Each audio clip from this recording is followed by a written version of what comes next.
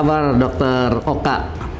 Halo Pak Bagus, baik. Alhamdulillah. Kabar baik. Nah, Alhamdulillah nih kita sahabat sehat Rumah Sakit Khusus Bedah Halimun.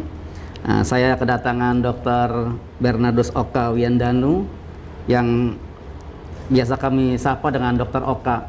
Halo semuanya, sahabat sehat. Apa kabar semuanya di rumah? Semoga sehat semua dok ya. Amin, Insya Allah. semoga sehat semua. Dokter terima kasih sudah berkenan hadir di acara kita. Sama-sama Pak, saya juga terima kasih untuk diundang. Pasti dokter sibuk banget kayaknya nih. Enggak juga. Enggak juga ya. Sama aja. Tapi saya tertarik juga nih, dokter ingin memberikan tips menurunkan berat badan. Memang dokter pernah ada masalah sama berat badan? Mungkin Bapak dan teman-teman di sini nggak tahu kalau dulu saya tuh berat badannya overweight, bahkan mungkin obesitas ya Pak. Berapa tuh ukuran dok? Dulu Beratnya berapa? kalau saya nggak salah ingat itu sampai 110 kg Pak. 110? 110 kg. Sekarang? Sekarang puji Tuhan sudah sampai 72 kg. Waduh, berarti sudah 30 lebih dok ya? 37 Pak. 37, Mungkin hampir 40 kilo kali ya. Iya. Iya. Kok apa yang membuat dokter tiba-tiba, atau bukan tiba-tiba, kok terpikir untuk menurunkan berat badan? Jadi saya berada dalam kondisi obesitas itu udah cukup lama ya Pak. Mungkin dari sejak saya kuliah sampai lulus itu terus berada di kondisi obesitas. Nah, sampai suatu ketika saya merasa kondisi badan saya udah nggak fit. Saya sering sakit, saya mudah lelah ketika beraktivitas. Saya ketika bangun pagi itu merasa nggak bugar. Sampai pada satu titik saya harus saya harus menurunkan berat badan, saya harus kembali sehat kembali. Gitu. Terus upaya pertama apa tuh yang dilakukan ketika timbul kesadaran itu? Upaya pertama langsung saya diet nih. Saya diet tanpa ada modal apapun Pak. Dulu waktu itu saya nggak ada pengetahuan apapun. Saya kayaknya pengen diet aja. Diet, mengurangi semua jenis porsi makan. Awalnya dietnya boleh dibilang ekstrim ya Pak. Wah, segala jenis makanan saya hindari, mulai dari nasi putih, dari minuman manis, gorengan dan segala macam. Tapi lama-kelamaan justru saya sadar bahwa pola diet kayak gini malah nggak sehat. Diet yang tidak terpola justru ya? Betul Pak. Dietnya nggak berpola, justru dietnya yang jauh di bawah kebutuhan kalori saya sehari-hari. Justru malah bikin saya sakit juga, nggak fit sehari-hari. Berapa lama tuh dok diet ekstrim seperti itu dilakukan? Nggak lama sih Pak, karena saya nggak tahan juga, karena cuma sekitar 1 minggu sampai 2 minggu aja. Oh iya. Untungnya nggak lama dok, kalau lama bisa malah menimbulkan penyakit barangkali dok. Betul Pak. Setelah itu saya juga sadar, saya belajar habis itu. Apa yang pertama dilakukan? Yang pertama dilakukan harusnya cari motivasi dulu ya. Motivasinya apa? Jadi tanpa motivasi kita nggak bisa menjalani diet ini dengan konsisten. Iya betul. Karena pada prinsipnya diet itu ya harus terus menerus gitu. Nggak bisa hanya 1 bulan, 2 bulan itu nggak bisa. Pertama motivasi dulu harus kuat. Orang terutama targetnya usia berapa dok kalau? Ya mungkin secara umum saya menceritakan atau sharing aja apa yang sudah saya lakukan. Itu mungkin pada usia-usia dewasa muda kali ya, sekitar 20-30 tahun mungkin bisa. Terutama bagi teman-teman atau sahabat-sahabat yang belum punya penyakit penyerta atau penyakit komorbid yang lainnya. Jadi yang pertama motivasi dok ya? Betul. Ketika motivasi kuat, berarti dia akan ada disiplin ya? Karena kunci dari diet ini adalah disiplin, konsisten, seperti itu. Tapi ada yang bilang katanya kalau kita disiplin nggak enjoy itu dok, benar nggak sih? Gitu. Artinya kita nggak bisa menikmati karena nggak boleh makan ini, nggak boleh makan itu. Benar nggak begitu? Betul. Ya yang kedua setelah motivasi kita harus cari targetnya gimana. Tidak muluk-muluk, kita target yang jangka pendek terlebih dahulu. Dan itu tercapai, kita juga punya rasa puas. Wah ternyata apa yang saya lakukan, yang kita lakukan berhasil. Nah intinya adalah ketika kita menurunkan berat badan atau diet gitu ya, diet untuk menurunkan berat badan, intinya adalah defisit kalori aja sih Pak.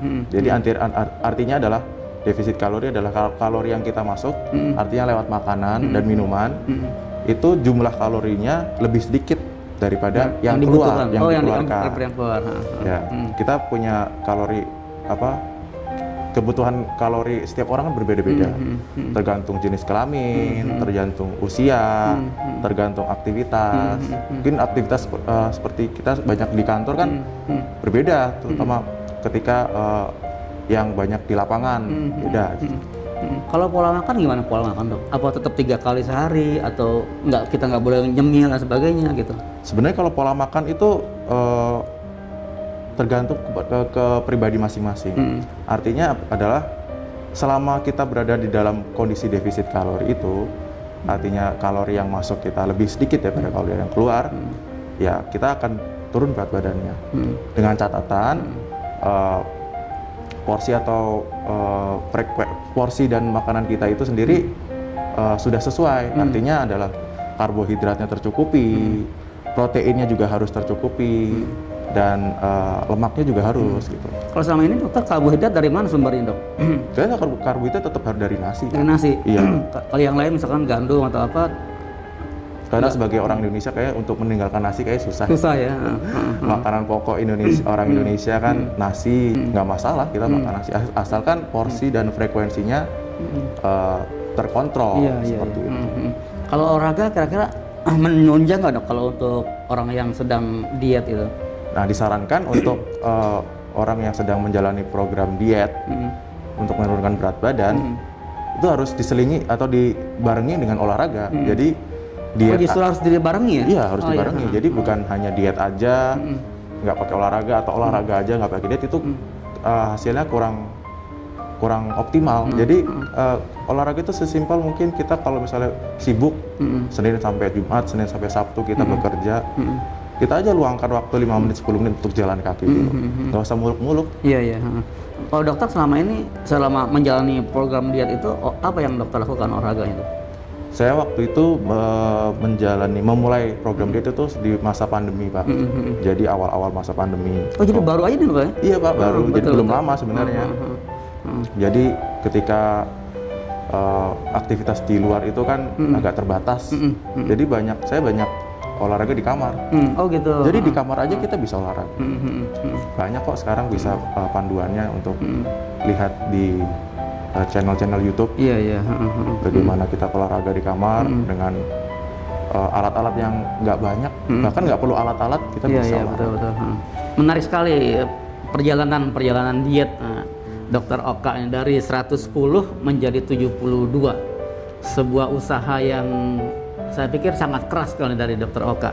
Tapi kayaknya yang susah ini adalah konsisten loh. Bagaimana dok bisa konsisten sekarang maintain berat badan ideal dokter sekarang? Kita harus memilih program diet yang kita senengin. Senang, iya. Gitu ya. Jadi kalau kita merasa beban, aduh kok aku nggak bisa makan ini, nggak bisa makan itu, ya kita akan merasa berat. Lama-lama kita ya udah akan berhenti, kita balik lagi ke pola makan yang sebelumnya, berat badan kita naik, program diet kita gagal lagi. Gitu. Intinya programnya harus seimbang, isinya harus seimbang. Artinya ada karbohidrat di sana, ada protein, ada lemak juga, dan juga diperlukan di buah-buahan dan sayur-sayuran. Jadi kita harus tetap makan karbohidrat. Iya. Karbohidrat kompleks terutama, misalnya nasi putih atau nasi merah. Kurangin yang berbahan dasar tepung itu agak dikurangin deh.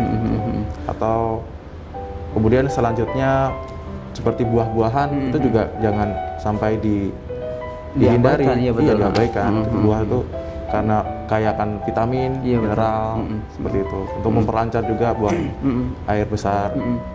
Kan ada dok orang yang diet menghindari karbohidrat itu kira-kira sebenarnya baik apa enggak sih untuk tubuh? Itu ada berbagai macam pendapat ya Pak sebenarnya. Kalau menurut saya sih, bagi saya pribadi, ya semuanya harus seimbang. Lakukan adalah kita kontrol, kita atur porsinya, bukan kita hindari satu jenis makanan tertentu itu kayak kurang efektif. Iya, iya. Saya kembali lagi Dok, untuk barangkali untuk terakhir buat pemirsa Sahabat Sehat, bagaimana cara memaintain supaya berat badan dokter tetap ideal atau berat badan orang-orang sedang diet ini, pemirsa kita sedang diet, bisa terus terkontrol gitu. Ya kalaupun naik ya setengah kilo lah atau beberapa on saja. Gimana caranya Dok kira-kira yang efektif? Iya, jadi yang pertama yang sudah saya katakan tadi, pertama harus menikmati ya. Programnya kita harus nikmatin. Kalau kita nggak nikmatin juga pasti kayaknya nggak akan bertahan lama. Yang kedua, kita harus olahraga rutin. Olahraga itu bukan semata-mata supaya kalori kita terbuang banyak, nggak hanya semata-mata itu, tapi olahraga itu kita jadikan untuk gaya hidup sehat, supaya kita tetap lebih fit, betul. kita lebih bugar dalam sehari-hari. Olahraga itu nggak harus yang aneh-aneh lah, yang kita suka aja. Nggak perlu yang mahal juga. Nggak perlu mahal, nggak perlu kita ke tempat yang mahal seperti itu. Boleh kalau misalnya senang angkat beban gitu, silahkan ke gym. Kalau senangnya lari, boleh lari. Senangnya olahraga permainan kayak kita nih Pak Bagus, main badminton, main basket, boleh, nggak apa-apa. Jadi olahraga itu harus rutin, harus yang kita senengin aja, nggak perlu yang jauh-jauh lah. Yang kita dekat dengan kita bisa enjoy. Yang terakhir kayaknya sering banget dilupakan nih Pak, yang adalah istirahat cukup. Istirahat. Artinya jadi, terutama tidur Dok ya? Betul, tidur di malam hari ya Pak. Jadi kita nggak hitung tidur siang ya. Tidur malam hari itu kita sarankan 7-9 jam. 7-9 jam. Itu yang ideal Dok? Yang ideal, betul. Jadi untuk semua usia atau usia tertentu aja Dok? Untuk ya semua usia. Semua usia ya. Untuk pada umumnya seperti itu. Jadi ketika kita tidurnya cukup, di pagi hari kita lebih bugar, lebih sehat, dan kita bisa nggak terpaku untuk makan lagi. Kalau kita begadang, kita banyak tidurnya larut malam, kita tergoda untuk nyemil aku mau bikin mie instan Iya betul. Kalau misalnya kita pola hidupnya terkontrol, tidurnya teratur, dalam mengatur pola makan juga lebih mudah. Gitu. Sahabat Sehat, Rumah Sakit Khusus Bedah Halimun, kita baru saja melewati perbincangan yang sangat mengasihkan dengan Dr. Oka. Mudah-mudahan bermanfaat. Terima kasih sudah mengikuti acara kami.